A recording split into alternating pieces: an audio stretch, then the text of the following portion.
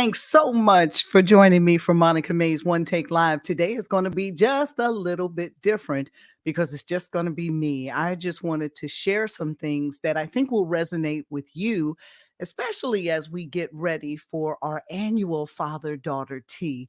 There are some things that I needed to unpack. So I think it's all going to kind of line up nicely. All right. But before we start, I've got to ask you to please help us spread the word. Tap like and click the share button to invite your family and friends and followers to be a part of this conversation. One Take Live streams, as you know, on Facebook, YouTube. We're also on Spotify, Apple, or any of your favorite streaming platforms.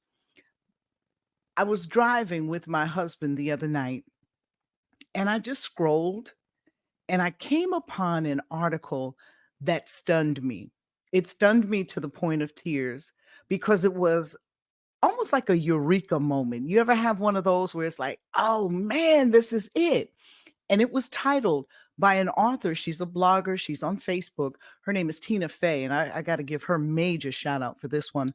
But it's people who grew up with very little affection tend to develop these 10 traits later in life. And these according to different psychologists. And I'm going to cite them as well. So growing up in my household, I came from a very good home. I mean, there was love there if you think about it in terms of keeping a roof over your head and food on the table. But the simple words, I love you. What are your thoughts? Conversations directed totally at me, with me, a discussion, they just didn't happen. Now, my sister, who's 7 years older, probably doesn't see it like that. She had both of our parents with her at the time. I'm the middle kid. My younger sister had mom and dad, different mom, with her for like 10 years, and they don't see it as I do. I had them for maybe 2 years max. I saw things a lot different and I felt a lot different and I felt awkward in many ways. And reading this article made me understand me. So I wanted to share it with you and really impart on you the importance of both parents being in the house. It's a necessity. It doesn't always happen. And it's not just in Black families. So don't even think that, but I think there has to be interaction between a mom. She brings the warmth and that how you doing and that pat and that hug. And she's typically the one to say I love you. And then the dad, he's your first love. So growing up without much affection can leave a profound impact on people, Tina says. It often shapes their personalities and creates certain traits that stick with them all the way into adulthood. I guarantee you, I'm going to run through these traits. You're going to find you in there. Psychology delved deep into the subject and it shed light on the common patterns that emerge in individuals who lack attention or affection in their formative years. There's 10 traits, and I want to dive in right now. The first one is emotional self-sufficiency. Those who grew up with little affection often build walls around themselves. Sound familiar? They develop a sense of what's called emotional self sufficiency. It's an availability to navigate through life relying primarily on their own emotional strength. This tendency to be emotionally self reliant is one of the most common traits observed in individuals who are deprived of affection in their early years. Carl Rogers is a renowned psychologist, and he says what is most personal is most universal. And this rings true, especially for those of us who have learned to navigate our emotions single handedly. Remember, these don't always, they're not going for everybody, but this doesn't mean that these individuals are incapable of forming emotional bonds. It just means that they've learned to rely on themselves first and foremost. The second is difficulty trusting others. Now, trust is a tricky thing, isn't it? Growing up, affection wasn't abundant in my household. And I never really saw this one in myself. But when I dug a little bit deeper, I realized that I found it tough to trust people and was always cautious about letting others in. I couldn't let you know my true feelings. This hesitance to trust isn't uncommon among those of us who lacked affection during our formative years. It's a protective mechanism. So if you notice someone who appears to be guarded or has difficulty trusting others, remember, it's not about you. It could stem from a lack of affection that happened in their past, craving for affection. Here's something raw and honest. People who grew up with very little affection often nurse a deep, unspoken craving for it in their adult lives. It's like a hidden void, an insatiable hunger that lurks just beneath the surface. This longing often manifests itself in different forms. Some might seek validation constantly. We're just looking for approval for others from others. Others might strive to excel in everything they do, hoping that it'll earn the approval and affection, the attention that they crave. Others look for affection in all the wrong places. This can often ring true for women who didn't have that nurturing or their father or someone who could reassure them. I know it's hard, but it's okay now. Acknowledging and understanding this trait can help you navigate your emotions better and help you seek the help that you need. People not only gain understanding through reflection, one psychologist says. This quote is a powerful reminder that understanding and acknowledging this deep seated craving can be the first step toward our healing and change. Strong independence.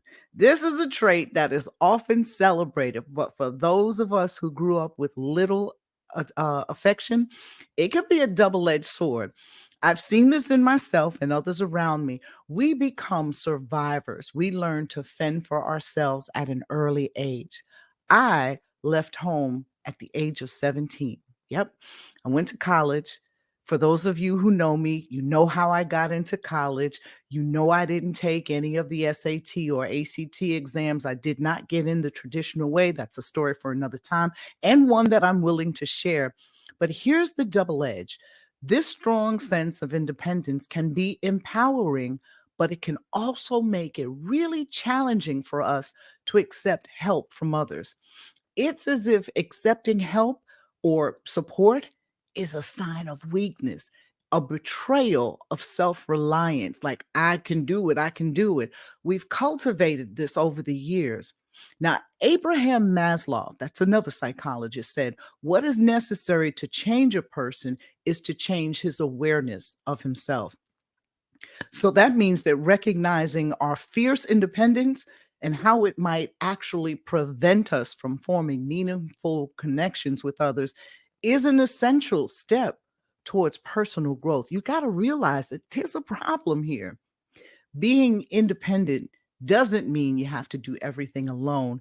Embracing that fact alone can open doors to deeper and more satisfying relationships in our lives.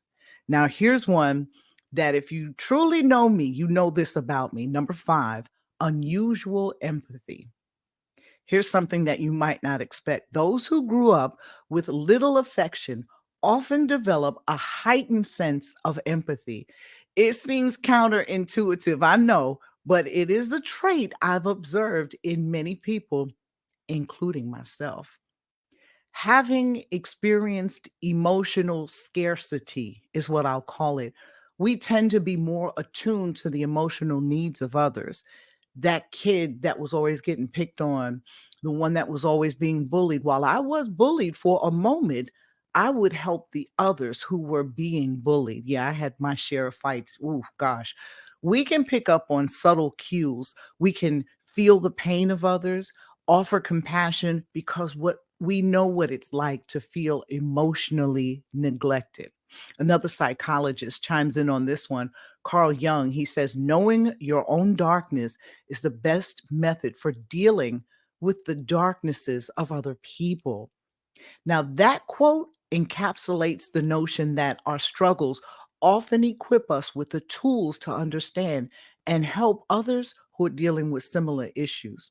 So, while growing up without affection can be challenging, it can also foster a deeper sense of empathy, allowing you to connect with others on a deeper level.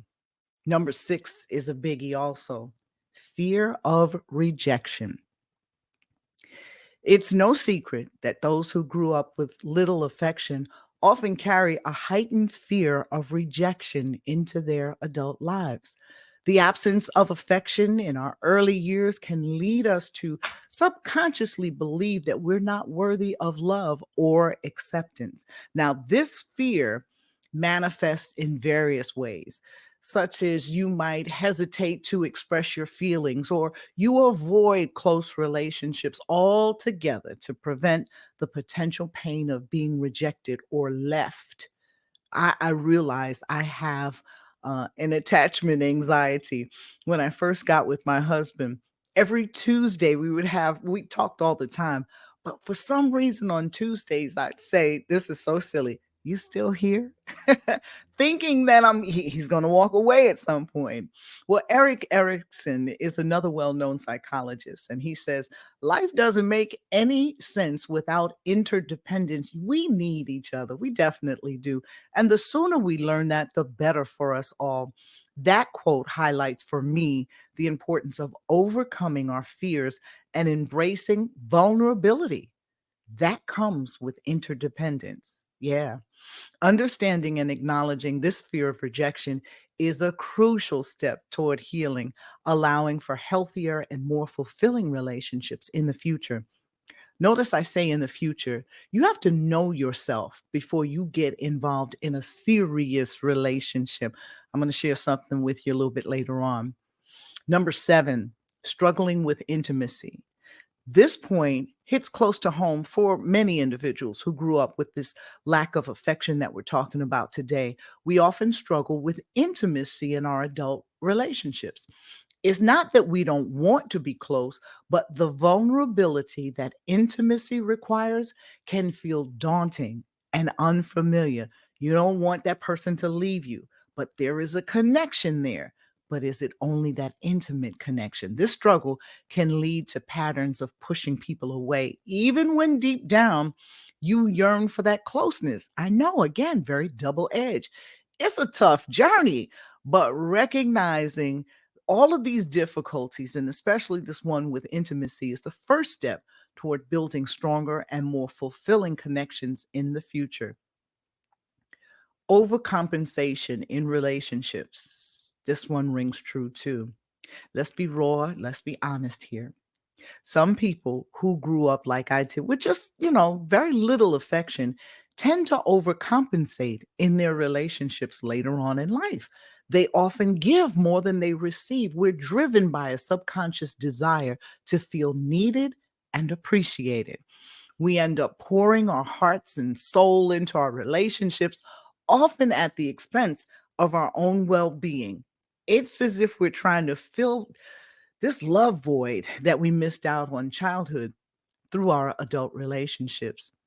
Albert Ellis, another psychologist, said this: the art of love is largely the art of persistence. However, it's crucial to remember love is a two-way street. I'll say that again. Love is a two-way street. Giving too much without receiving can lead to exhaustion and resentment over time. So it's okay to step back, take care of yourself, and ensure that you're receiving the love and respect that you deserve in your relationships. Another counterintuitive point, at least for me, is number 9: exceptional resilience. People who grew up like I did, and that's with, uh, emotional insecurity, often develop an exceptional level of resilience.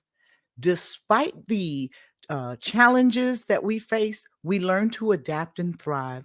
We transform our adversities into strengths. We experience these things, and it makes us experts almost at navigating hardships. It enables us to bounce back from setbacks with remarkable tenacity.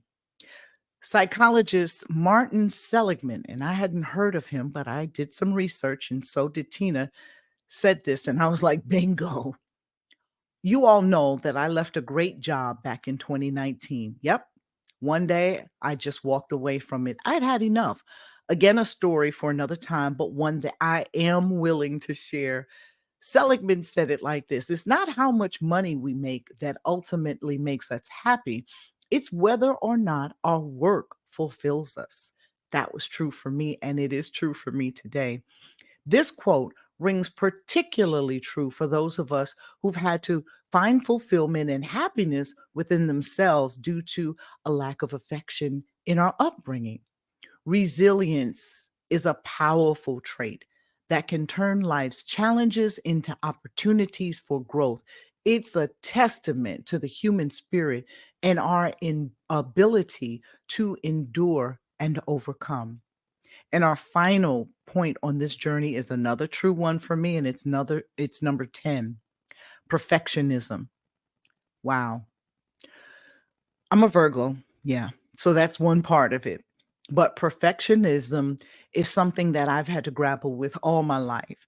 It's a trait that's also common with people who grew up with little to no affection. Many of us strive for perfection in an attempt to earn, again, the approval, the attention, all of those things that we craved in our childhood. I didn't realize that at the time. I just thought, well, I'm not really sure what what I thought, but I've always set high standards for myself and often pushed myself really hard in the process. It's almost as if we're trying to prove our worth through our achievements. Well, Carl Rogers, last time I'm going to quote a psychologist, said the good life is a process, not a state of being. It is a direction, not a destination.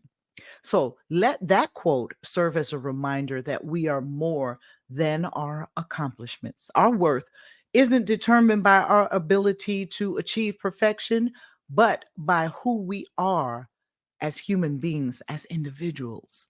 Recognizing and addressing these tendencies, especially this one towards perfectionism, can lead to a healthier self image and a more balanced approach to life's challenges. So, this is going to be just a short conversation. And it's not a conversation because there's nobody on the other end. It's just me and you.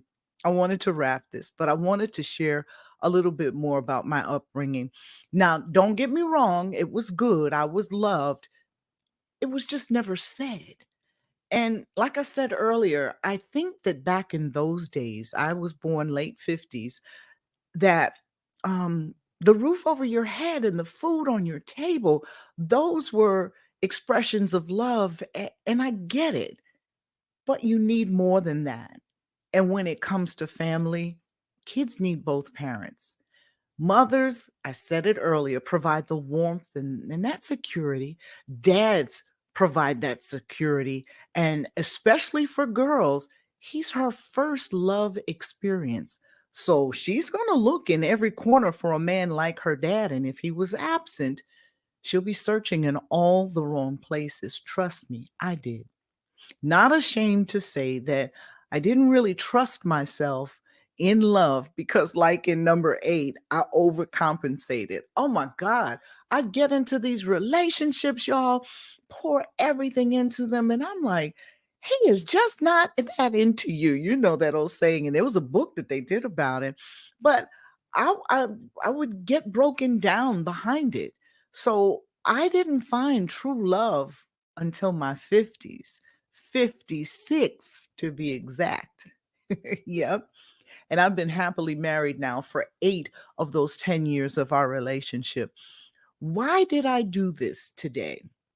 I did this for one, as the middle child of a family of with an absentee dad. There was nowhere to get answers from, and I just felt like I was a little strange. Things were missing, they weren't adding up. I mean, my dad and I were connected. I could call him, and if he was in town, he was a musician. He would typically answer, and there would be times that we would spend time together. But I wanted more. I wanted consistency. And that's something that I think most girls, most kids, period, want.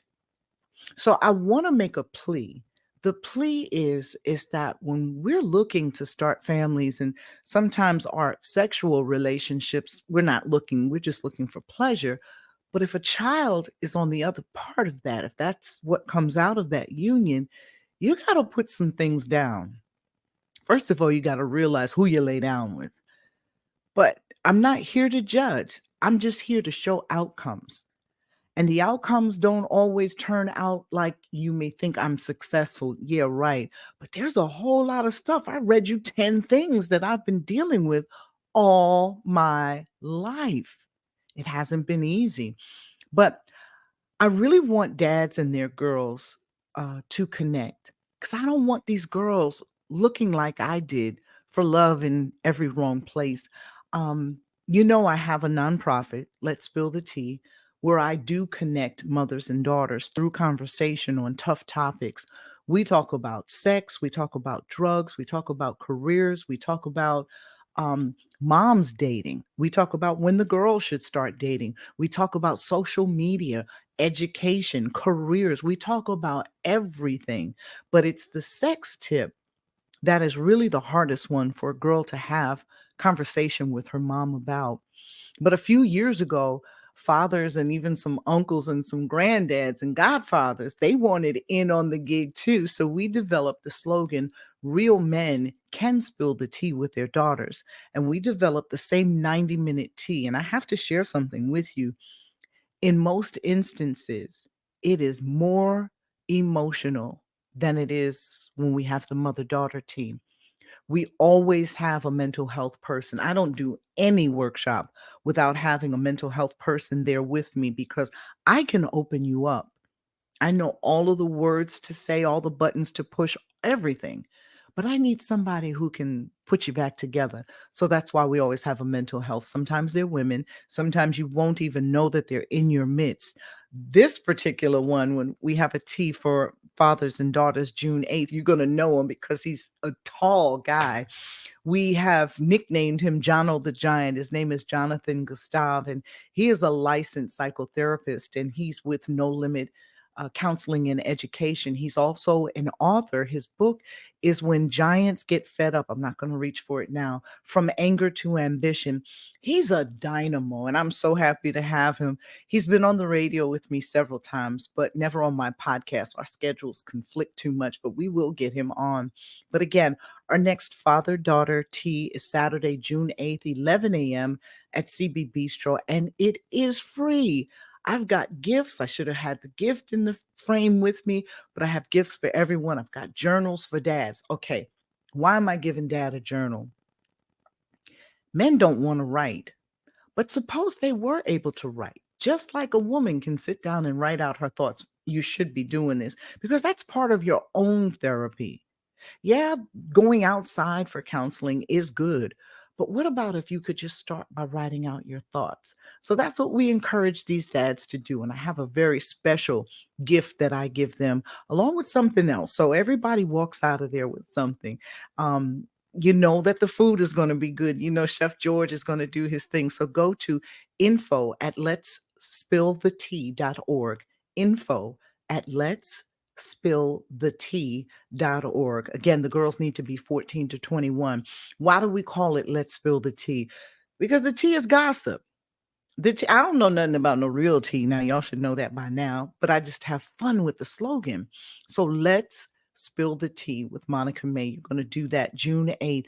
And I'm looking, and it's very intimate. I'm only looking for 20 dads and 20 girls. And if you have multiple daughters, I'm fine with that. Again, these girls need to be between the ages of 14 to 21. Anyway, I did this today to really not only promote our brunch that's coming up, but really to unpack my aha moment. I am so grateful to Tina Fey. I've already hit her up, and she's not the comedian. No, not her. But she's a blogger. She's on Facebook. Fey is the spelling of her last name. But I wanted to share some of my own hiccups so that you can see I have my own demons and dragons to slay. But this article by Tina just hit it for me, and I wanted to share it with you. Sisters, there is nothing wrong with us. There's everything right with us. We just are wired a little bit different. That's all. And when you can take a moment to be honest with yourself, that there's something that I need to connect here, then you're really hitting on something. Some of us need therapy. I've done therapy on a couple of occasions, and I always share my very first time was with someone who didn't look like me, and it was very uncomfortable. She didn't know how to pull anything out of me. I've had a male therapist before, and I've had females, sisters too. I think it's necessary, but I think you have to do it when you think it's right. I've been on medication before because I've struggled with depression. There is nothing that I won't share with you because, in my quest to be the best woman that I can possibly be, I have to dig deep. I have to dig deep. And I got to tell you, this article, the 10 traits of people who have had little to no affection in their life, especially growing up, really unpacked it for me. And I really hope that it did something for you. I have not edited. I've only put it into my own voice. So again, people who grew up with very little affection tend to develop these 10 traits later in life, according to various psychologists that I cited, and it's written by Tina Fey. But it fit Monica May so well, and I'm certainly hoping that it did something for you. I hope again that you will join me on any of my platforms. Of course, it's Spotify, Apple, or any of your favorite streaming platforms.